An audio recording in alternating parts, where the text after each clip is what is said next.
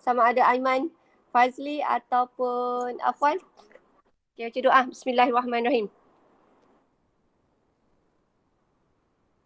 Doa.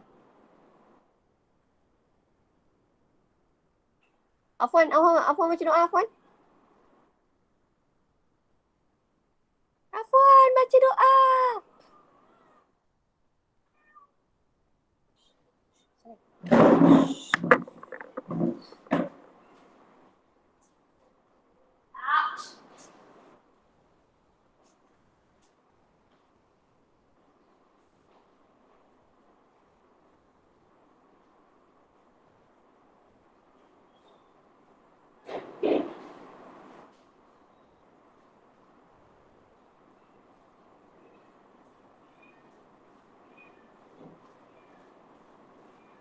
Okay, Afwan baca doa.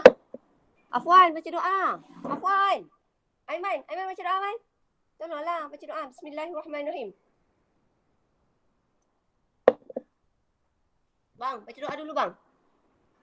Aiman Fazli, bacalah doa. Cepat. Jom, baca doa dulu. Aiman, bacalah doa. Kejap. Afwan, saya dah. Bismillahirrahmanirrahim. Okay.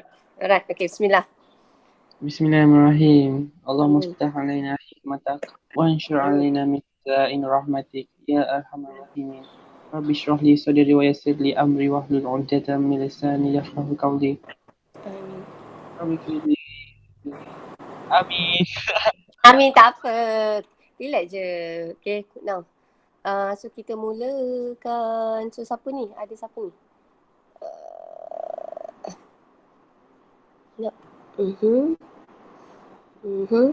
So siapa bagi nota ni? Ada tulis ke? Afwan cepatlah. Okay.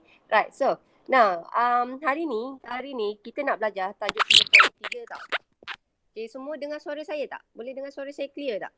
Dengar. Orang boleh dengar suara? Dengar? Okay. Now hari ni okay, kita nak cerita 3.3.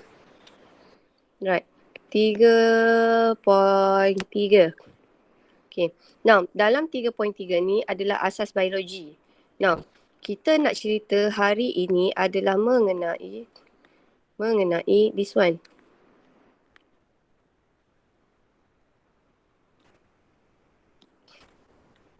Sekejap. Ini dah. Okay. 3.3. Hari ini kita cerita pasal apakah itu hypotonik, apakah itu hypertonik dan apakah itu isotonik. So hari ini kita nak membincangkan ada 3 yang paling penting. 3 term larutan. Pertama adalah hypo, kedua adalah hyper, ketiga adalah iso. Yang lain tu nanti dulu. Hari ni nak cerita tu je. Now, yang ini later. Now, bila kita cerita pasal hypo, kita cerita hypo dengan hyper ni, kita sebenarnya nak merujuk kepada pergerakan molekul air. Bila air bergerak masuk, pergerakan molekul air, sebenarnya kalau awak nampak saja perkataan molekul air, proses ini adalah pengangkutan pasif. So senang kata hypo dengan hyper ni dia terlibat dalam proses pengangkutan pasif. Pengangkutan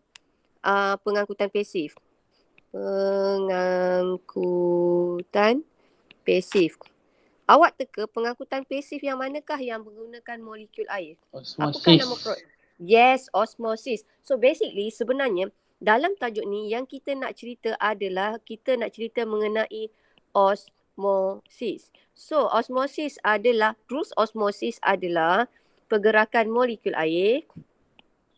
Dia melibatkan H2O, molekul air, dan satu lagi ia melibatkan bahan tu, molekul air mesti bergerak daripada molekul air banyak ke kawasan molekul air sedikit. Ni je dulu saya nak cerita.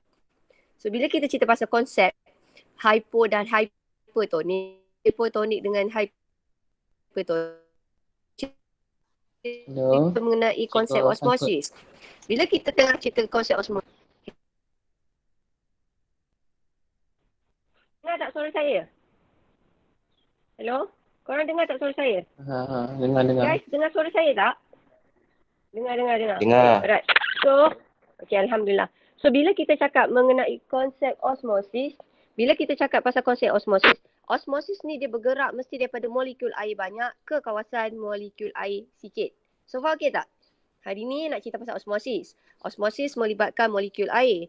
Bila kita cerita pasal molekul air, okey, osmosis dia mesti bergerak daripada kawasan kepekatan tinggi, dia mesti bergerak daripada molekul air banyak, kawasan molekul air banyak ke arah molekul air sikit. So senang kata pergerakan dia mesti daripada molekul air banyak ke molekul air sikit. Sebab osmosis ni adalah sejenis pengangkutan pasif. Bila kita cakap pengangkutan pasif dia mesti bergerak daripada cerun ke pekatan. Bila kita cerita pasal cerun ke pekatan, ia mesti bergerak daripada molekul air banyak ke kawasan molekul air sikit. So far boleh faham tak kat situ? So far you guys boleh faham tak? Faham. Okay. Boleh So faham. kita nak cerita pasal molekul apa? Kita nak cerita pasal molekul apa? Molekul air. Molekul air. Molekul air. Dan molekul air ni mesti bergerak daripada mana ke mana? Daripada molekul daripada mana? Daripada molekul air banyak ke molekul air sedikit. Very good. Daripada molekul air yang banyak ke kawasan molekul air dia sedikit. Kenapa dia mesti bergerak daripada molekul air banyak ke sedikit? Sebab ini adalah sejenis pengangkutan pasif. Bila pengangkutan pasif, ia mesti mengikut cerun kepekatan. So far, are you okay? Okay. Boleh ya? Okey. Alright. So, ini pokok ni. Kalau awak nampak pokok ni dalam keadaan apa yang you guys nampak kat tepi ni? Pokok ni dalam keadaan apa pokok ni? Subur. Segar. Subur. Segar. So, kita kata pokok dalam keadaan segar. Now, kenapa pokok dalam keadaan segar? Awak rasa apa? Molekul air tu meresap masuk atau molekul air meresap keluar? Meresap masuk. Tak masuk. So, yes, kita nak bayangkan kenapa dia segar. Dia adalah disebabkan H2O meresap masuk. Okey, so ayat di pertama dia segar kerana segar molekul air H2O meresap masuk. Secara osmosis. Now ingat, kalau osmosis, kita kata osmosis ni mesti molekul air tu mesti bergerak daripada kawasan kepekatan tinggi, kawasan molekul air banyak ke kawasan molekul air sedikit. Okay, now, so kita nak bayangkan ini ada H2O masuk. So, tumbuhan ni dapat banyak H2O. So, macam mana H2O ni boleh masuk? Saya buat yang warna pink ni, ini adalah tanah tau. Tanah. So, bila lah awak rasa molekul air ni boleh masuk ke dalam tumbuhan, pergerakan molekul air adalah daripada tanah ke dalam akar. Ataupun saya buat dalam tanah ke dalam tumbuhan. Okay. Now, sekarang saya nak awak teka. Kalau lah antara tanah dengan tumbuhan, mana satu molekul airnya banyak? Tanah. Tanah. So, tanah ni kita kata H2O dalam tanah ni adalah tinggi. H2O dalam akar? Sedikit. Rendah. Sebab tu rendah. Sebab tu kita nak kata H2O tu boleh meresap masuk. Kenapa H2O boleh meresap masuk daripada tanah pergi ke tumbuhan adalah disebabkan dekat tanah H2O-nya adalah tinggi. Is it okay sekarang? Okey. Boleh tak? So senang kata molekul air meresap masuk ke dalam Okey. tumbuhan sebab dekat dalam tanah molekul air tu adalah banyak. Okay. Now, so kalaulah kita terbalikkan pula. Kalau pokok ni layu pula. Pokok ni adalah kita kata keadaan pokok ni pula, kita kata keadaan pokok adalah layu. Keadaan pokok adalah layu. Okey, kalaulah pokok ni adalah layu, molekul air tu macam mana pula pergerakan molekul air? Keluar. Yes, so kita Air kata meresap keluar. yes, so H2O, molekul H2O meresap keluar. So, H2O ni meresap keluar Alright. Kenapa kalau H2O ni meresap keluar, kita bandingkan pula tau. Kita bandingkan tanah dia tau. So, tanah, sel tumbuhan lah. Saya buat sini adalah tumbuhan. So, molekul air meresap keluar. So, kenapa molekul air ni meresap keluar? H2O ni meresap keluar. So, kita kata kalau H2O ni meresap keluar, kat dalam tumbuhan ni, molekul air banyak ke sikit? Banyak. Yes. So, pandai pun awak. So, sekarang awak dah pandai. Bila awak tahu macam kenapa dia meresap keluar, sebab dekat dalam ni, H2O dalam tumbuhan ni adalah tinggi. H2O dalam tanah ni adalah rendah. So, disebabkan H2O dalam tumbuhan ni tinggi, sebab tu molekul air meresap keluar. Kalau yang ini pula, awak dah tahu. H2O dalam tanah adalah tinggi. H2O dalam sel tumbuhan adalah sedikit. Sebab tu molekul air akan meresap masuk ke dalam tumbuhan. So far, are you okay sampai sini? Sampai sini okay tak? Okey. Ya, so sampai sini okey. So sekarang saya nak cerita apakah itu hypo, apakah itu hyper. Now, kita nak cakap, kita nak kata H2O yang ada, senang kata yang ini tahu, saya ambil yang ni, yang pokok segar ni. Pokok segar. Kawasan yang ada banyak molekul air, kawasan yang ada banyak molekul air, kita kata kawasan itu kita kenali sebagai hypotonik. Hypotonik adalah satu keadaan apabila dia punya pelarut, dalam kes kita pelarut kita adalah air. Saya buat sini. Hypotonik apabila H2O banyak, tapi zat terlarut, contohnya garam adalah sikit. Zat terlarut adalah sedikit. Kalaulah yang ini pula, awak tengok di sini pula.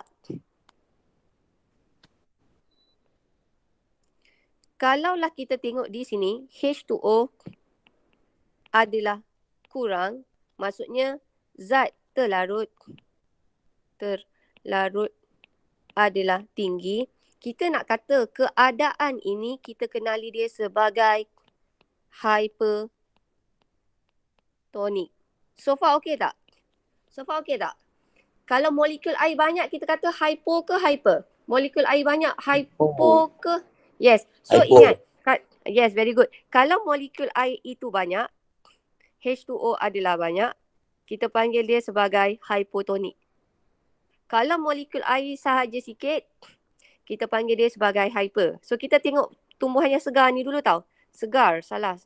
Kalau tumbuhan, you guys wajib jawab segar. Tak boleh segah. Segah untuk sel. So awak nampak tumbuhan ni dalam keadaan segar disebabkan molekul air meresap masuk. H2O meresap masuk. So kita dah kata tadi adalah tanah adalah hypotonik. Kalaulah kita tengok di tumbuhan pula. Kat tumbuhan ni pula, molekul airnya adalah sedikit. So kita nak kata tumbuhan tu macam mana? Dalam tumbuhan tu hypo ke hyper? Kalau molekul air sikit. Hypotonik. Hypertonik. So ini kita panggil dia sebagai hypertonik. So saya buat ayat lagi sekali. Okey, saya nak buat ayat dia macam ni. Berdasarkan gambar rajah di atas, saya kata tanah adalah hypotonik berbanding sel tumbuhan. Tetapi saya boleh buat ayat yang lain pula yang memberi maksud yang sama. Sel tumbuhan. Sekarang saya nak tekan sel tumbuhan pula. Sel tumbuhan adalah apa? Hypertonik. Yes, Hyper. adalah hypertonik terhadap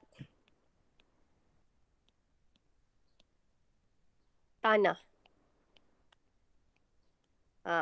So, bila awak nampak tanah ni adalah hypotonik, disebabkan tanah ini adalah hypotonik, sebab tu kita nak kata molekul air, disebabkan tanah tu hypotonik, sebab tu H2O akan meresap masuk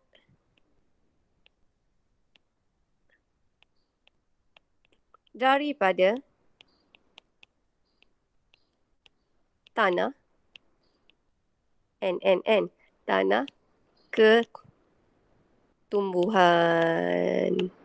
So, bilalah molekul air masuk, awak rasa apa jadi pada sel tumbuhan? Sel tumbuhan. Sel tumbuhan akan jadi apa? Sel tumbuhan akan jadi apa?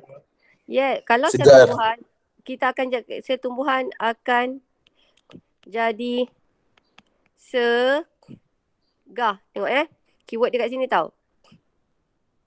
Keyword dia di sini. Okey, kita nak cakap macam ni. Sel tumbuhan kita kata segar. Tetapi kalaulah pokok kita kata sebagai segar. So, faham tak? Kalaulah sel tumbuhan, awak tak boleh cakap segar, awak tak boleh cakap dia sebagai segar.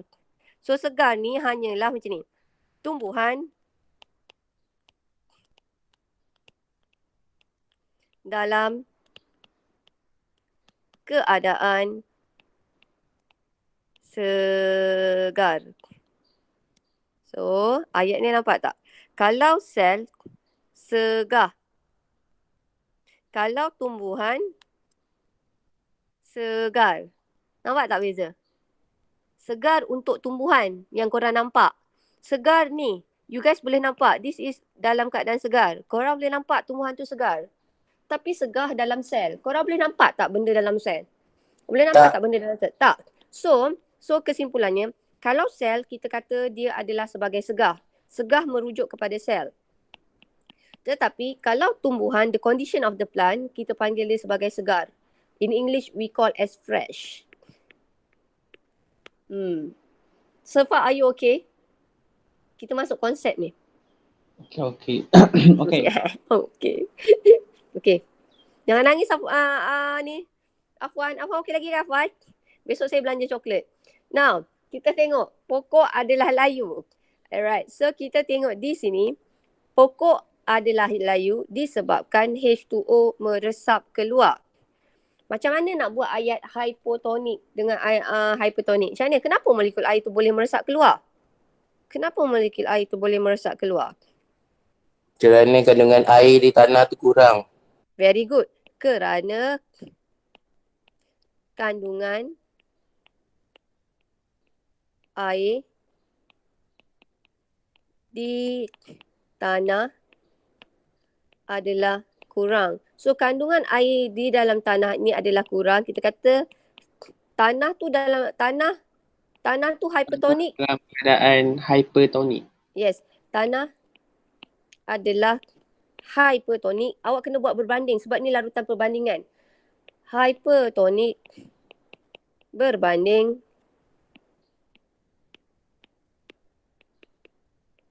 tanah adalah hypertonik berbanding sel tumbuhan.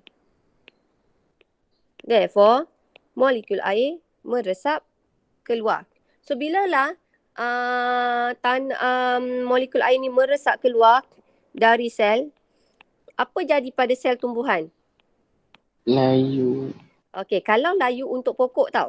Sel tumbuhan kita ada satu nama dia adalah kita panggil dia sel tumbuhan jadi flasid. So, ingat tau macam ni. Kalau sel kita kenali sebagai flasid. Kalau pokok kita kenali pokok adalah layu. So, saya ulang kat sini. Pokok keywordnya adalah layu. Kalau sel keywordnya adalah flasid. So far okay tak? Boleh tak? Is it okay? Okay. Faham. Faham. Okay. Now, so kita nak cerita hari ni, kita nak cerita macam ni. Apabila tumbuhan diletakkan atau direndam, bayangkan luar ni adalah tanah. Luar ni adalah tanah yang H2O-nya adalah kurang. Bila H2O adalah kurang, kita kata H2O ni kurang, kita kata larutan luar ini adalah hypertonik.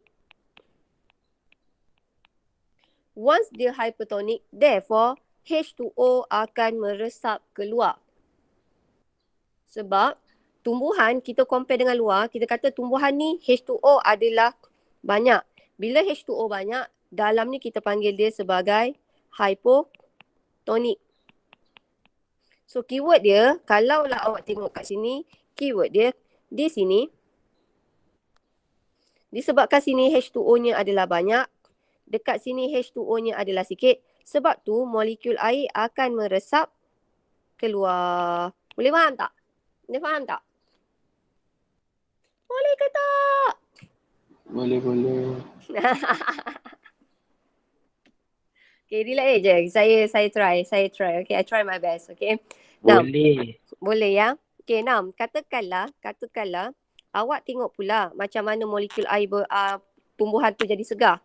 Tumbuhan ni pula yang sebelah sini tadi jadi segar adalah disebabkan tadi awak kata H2O meresap masuk kan. So bila H2O meresap masuk, maksudnya kawasan luar sel tu kita kata hypo ke hyper.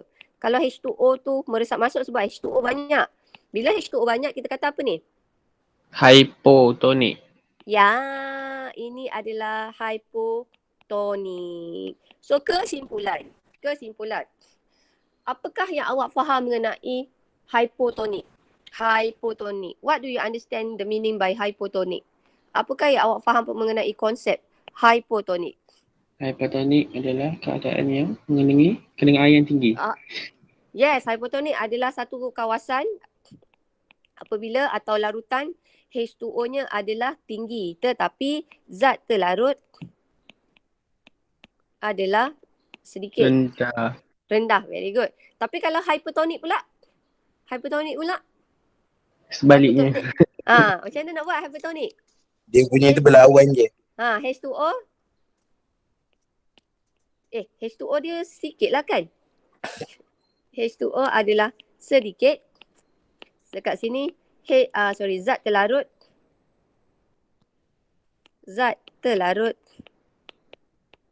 Adalah banyak. So far, are you okay di sini? Okay ke tak? Okay. Right. Now, so kita tengok macam ni tau. Ini awak nak bayangkan saya ambil ni. Awak tarik nafas. Ini ni nanti dulu. Okay, ni, this one.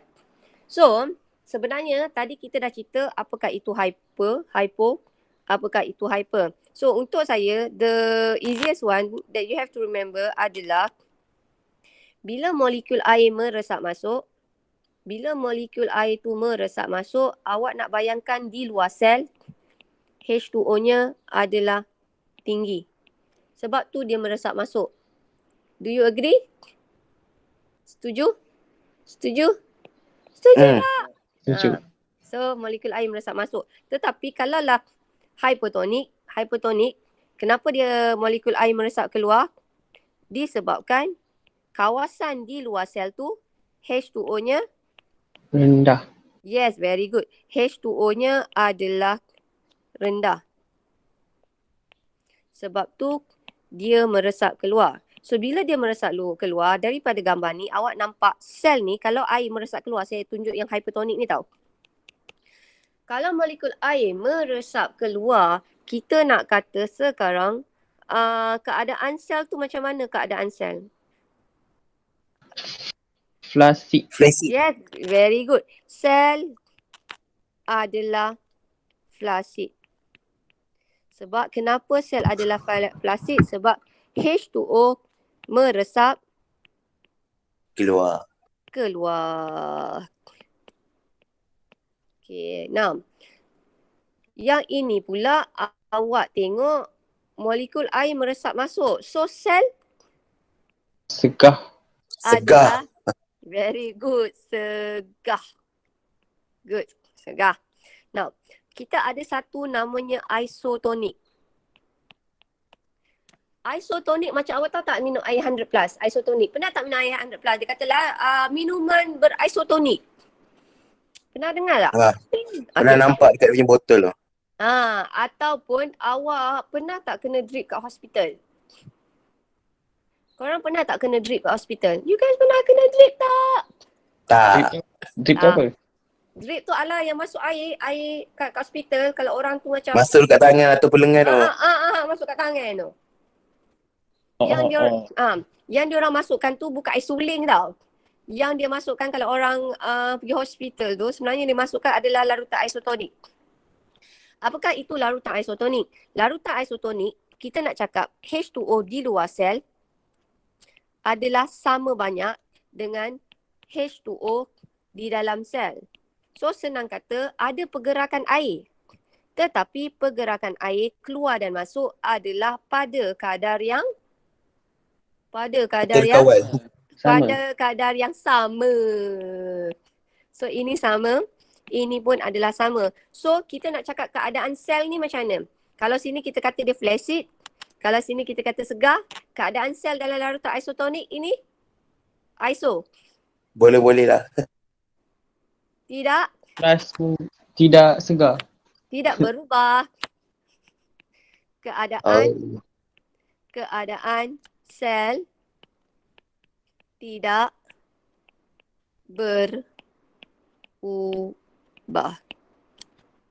Do you understand? So berapa jenis larutan yang kita belajar hari ni? Kita belajar apa? 3. Kita ada hyper, kita ada iso, kita ada hypo. Now dalam larutan ni ia melibatkan proses apa ni? Osmosis. Kalau osmosis ia melibatkan molekul apa yang paling penting sekali? Apakah molekul paling penting sekali?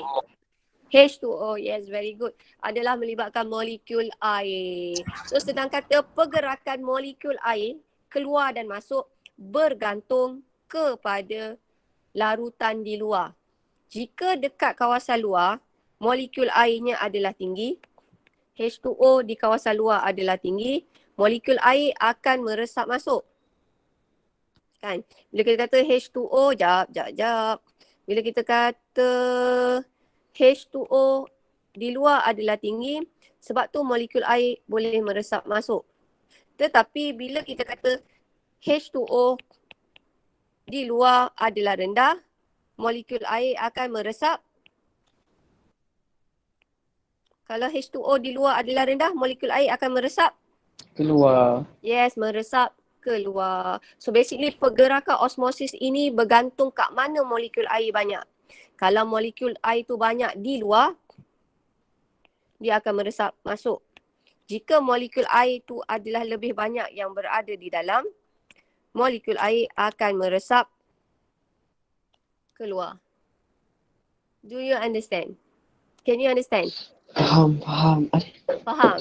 Okay. Tapi jika pergerakan air keluar dan masuk, kita nak kata sel tu kita rendam dalam apa? Kawasan di luar tu apa? Kalau pergerakan air keluar dan masuk adalah sama. So kita kata kawasan luar tu apa? Hypertonik, isotonik atau hypertonik? Isotonik. Yes, kita kata isotonik. So isotonik adalah satu keadaan apabila pergerakan, right, saya nak kata pergerakan molekul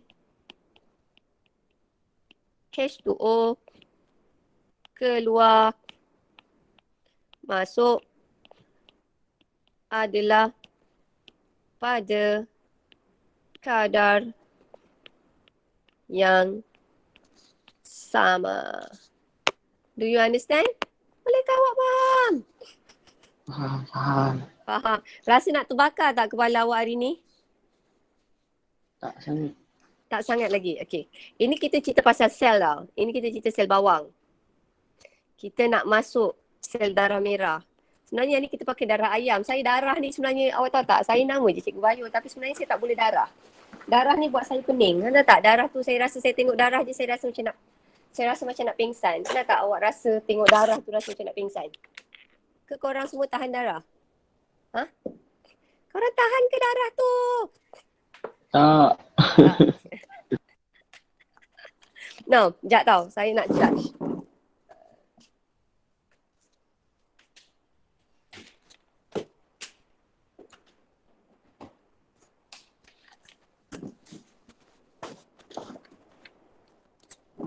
Right. So, macam ni. Ini tadi ingat tak saya kata kalau orang masuk hospital dia akan kena drip. Okay. Now, awak tengok antara saya buat macam ni tau. Antara A, B dengan C, mana satu keadaan sel darah merah yang normal atau tidak berubah? Antara A, B dan C, mana satukah yang tidak berubah? A. Yes, A. So, A ni keadaan sel tidak berubah bentuk. Bila sel tidak berubah bentuk, awak teka larutan kat luar ni larutan apa kalau dia tak berubah bentuk? Isotonik. Isotonik. Yes, very good. So, kita rendam ni adalah dalam larutan isotonik. Very good.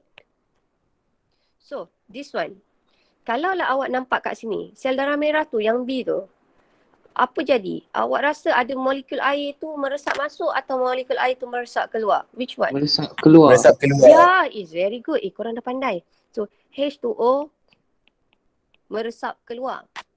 Bila H2O ni meresap keluar, kita nak kata larutan B ni yang warna biru tu hypo ke hyper? Hypertonic. Hyper. Ya Allah, pandainya. Hypertonic. Tolonglah Afwan, nanti ajarlah kawan awak yang tak masuk ni. So kita nak kata H2O dekat luar ni adalah sedikit.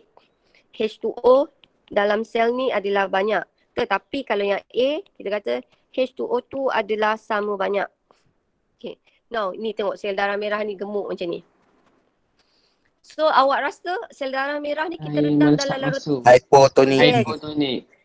Ini adalah hypotonik. So, bila hypotonik, kita kata H2O adalah tinggi di luar. Therefore, molekul air meresap masuk. Sebab tu, awak tengok daripada gambar rajah ni. Kalau orang kena drip kat hospital, dekat hospital, dia tak akan di drip dengan air suling. Why? Kejap. I lost you. Kejap. Saya hilang awak lah.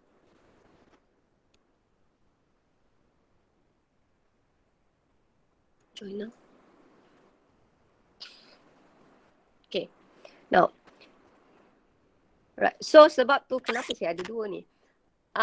Sebab tu kalau awak perasan di sini, sebab tu orang tak akan awak kena drip, you guys kena drip, doktor tak akan drip air suling. Kalau dia drip air suling, dia akan menyebabkan sel darah merah tu akan berubah. Kejap saya nak keluar lah. Kenapa saya ada dua? Okay, right, this better. Okay, now, so sebab tu saya ulang lagi sekali. Korang, kalau apa-apa jadi, apa-apa yang kita drip masuk tu adalah isotonik.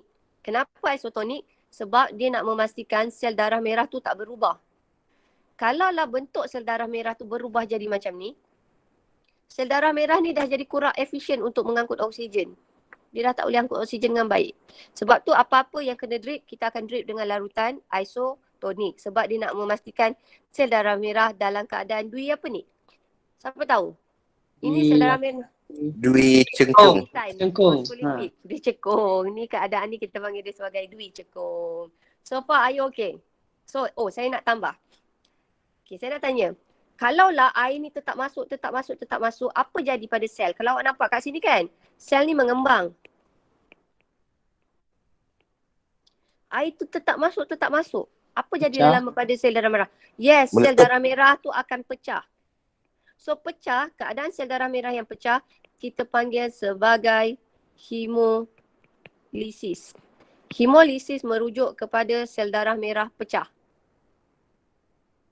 Kalau sel darah merah ni awak nampak kat sini, sel darah merah adalah kecut. Sel darah merah kecut. Kita kata keadaan sel darah merah.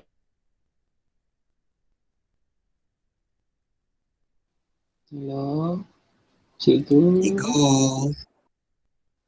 Lag ke? Hello.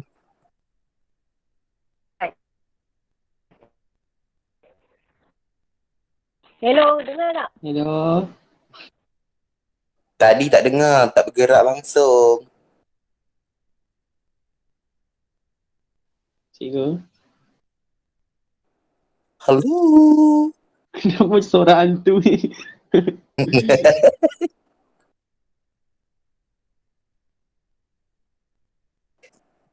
Tak dengar. Cikgu cakap apa? Kata dengar. Cikgu kata dengar. Tak dengar. Bukan tak dengar. Memang tak dengar pun. Jom.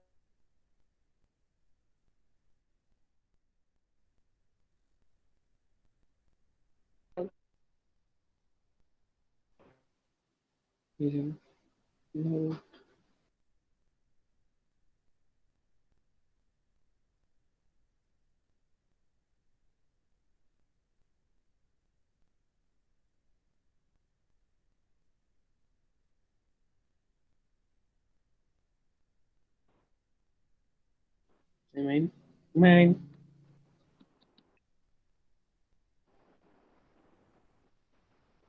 Aduh. Yap. Ye dah. Oi, sabar. Ha ha ha.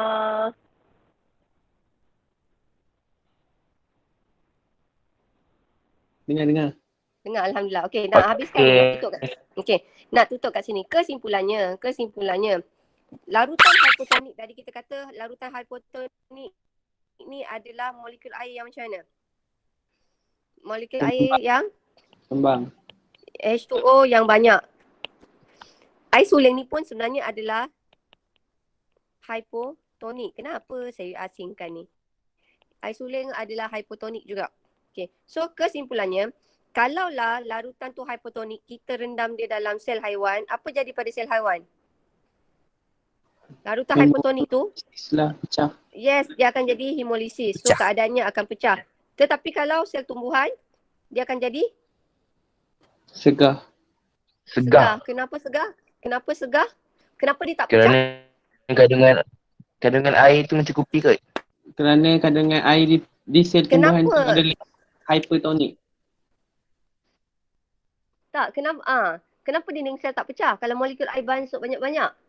Sebab Kenapa keadaan dinding di luar sel tu adalah tinggi. Maksudnya air tu boleh Dinding- meresap masuk. tapi kenapa sel tumbuhan tak akan pecah langsung? Kalau sel haiwan akan pecah. Kenapa? Sebab dinding Sebab dia ada dinding sel. Sebab dari dinding sel. Good. Sebab dia ada dinding sel. Thank you Hazika. Itu yang saya cari. Okay. Now, kalau hypertonik pula, kalaulah sel haiwan, dia akan kecut. Kalau sel tumbuhan ni, dia akan mengalami flasid. Flasid tu juga kita kenali sebagai plasmolisis. So, saya sampai sini je. Plasmolisis.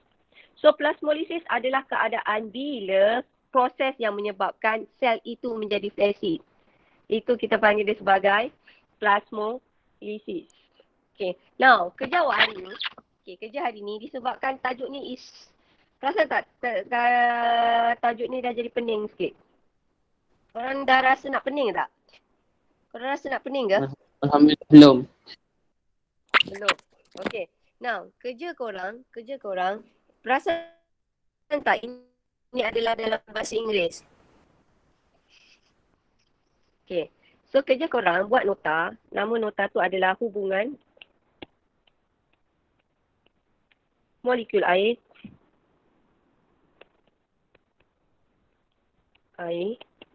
dengan bentuk. Ini jangan buat short form. Saya je boleh buat short form. Bentuk dengan bentuk sel. Okay. Tadi saya kata, kalau air suling, H2O ni banyak, air suling. Air suling ni H2O dia banyak. Kita kata ini adalah larutan apa ni? H2O ni banyak, kita kata dia larutan apa? H2O banyak. Ini larutan apa? Hypotonik. Yes, ini adalah larutan hypotonik. Tonik. Kalaulah kita kata ada banyak garam pekat, ini adalah garam pekat. Ini larutan apa? Hypertonik. Yes, hypertonik. So, kenapa? Sebab H2O-nya adalah sedikit. So, awak nampak dekat sini sel ni akan jadi sel. Yes, very good. Sel pecah. Bila sel pecah, keadaan tu kita panggil dia sebagai apa? Sel pecah. Apa proses? Hemolysis. Yes. Hemolysis. Hemolysis. Hemolysis. Very good. Kalau yang ini, sel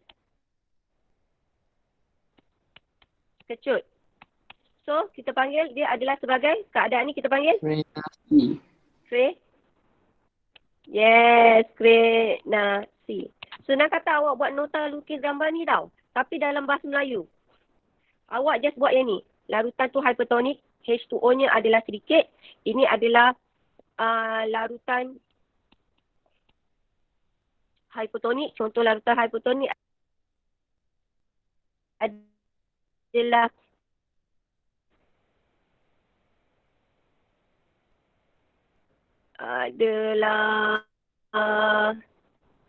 adalah air suling.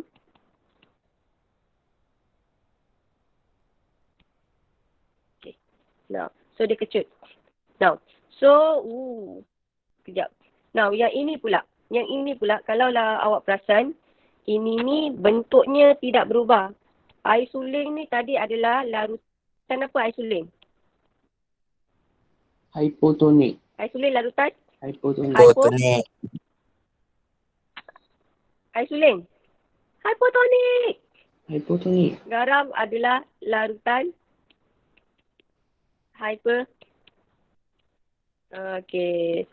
Okey. So, yang ini kita kata yang ni molekul air banyak kan? Okey. Ni molekul air banyak, hypertonik. H2O. H2O banyak. Yang ini H2O sikit. So, hypertonik. So, ini kalaulah ni sel dia jadi apa? Kalau molekul air melesat masuk. Sel akan jadi apa? Segah. Kalau molekul air masuk, sel akan jadi apa? Segah. Sel akan jadi apa? Segah. Sel akan jadi segar. Segar cikgu, segar. Kalau yang ni, sel akan jadi apa? Kalau yang ni segar, thank you. Kalau dia Plastik. Okey, dengar. Plastik. Yang ini kita kata dia adalah sebagai sel menjadi plastik. Plastik. Yes. Cikgu dengar tak semua? Thank you. So, kerja hari ni, awak buat nota Tak yang tahu. ni je. Yap. Dengar. Okay. So, itu sahaja. Thank you so much. Okay. Saya dengar. Alright, sekejap Sekejap. Sabar. Ayo. Lukis. Ya. Lukis. Kita lukis. Sekejap. Kena lukis. Sekejap.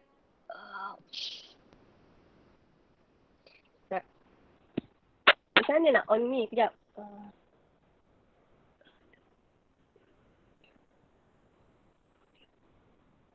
Alright. Okay. Now. Disconnected.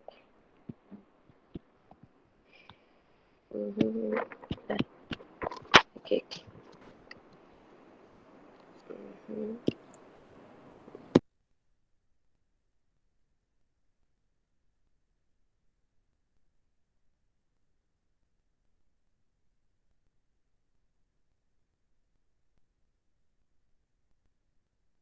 Tak dengar. Cikgu tak ada mic.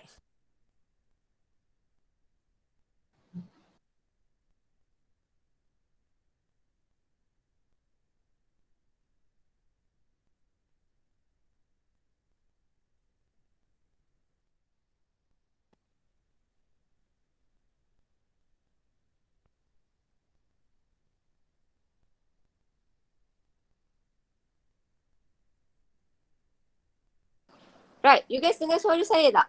Korang boleh dengar suara saya tak? Dah. Okey.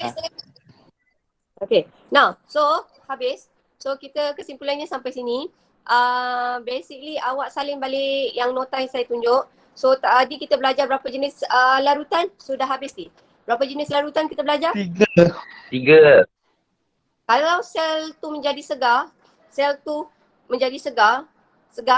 Okay, kita rendam dalam larutan apa? Hypotonik. Segah hypotonik. Dalam Isolin. hypotonik. Hypotonik tu adalah molekul air yang banyak. Betul tak? So kalau air suling tu hypotonik atau hypertonik? Air suling. Hypotonik. Kalau garam? Garam ni Hyper. Kalau saya buat jeruk yang saya letak banyak garam dan gula tu, larutan luar tu hyper ke hypo? ISO. Oi, buat jeruk letak garam dengan banyak weh. Garam so hyper lah. Hyper. Hyper, yes, very good. Hyper. Kalaulah sayur tu layu, saya rendam dengan air. So air pipe tu apa? Hypo ke hyper? Apa? Hypo. Kalau sayur layu, saya letak dalam air. Sayur tu layu letak dalam air. So kita kata larutan tu hyper ke hypo? Hyper. Hyper. Yes, kita kata ada sebagai hyper. So itu sahaja. Thank you so much. Maafkan saya line tak berapa bagus. So do you have any questions? Girls, thank you so much. Terima kasih sebab join the class. Sorry hari ni line tak bagus. So do you have any problem? Any questions sebelum saya habiskan kelas ini? Do you have any questions? Ada soalan tak? Girls, ada soalan? Girls, ada soalan tak? Tak ada? Tak ada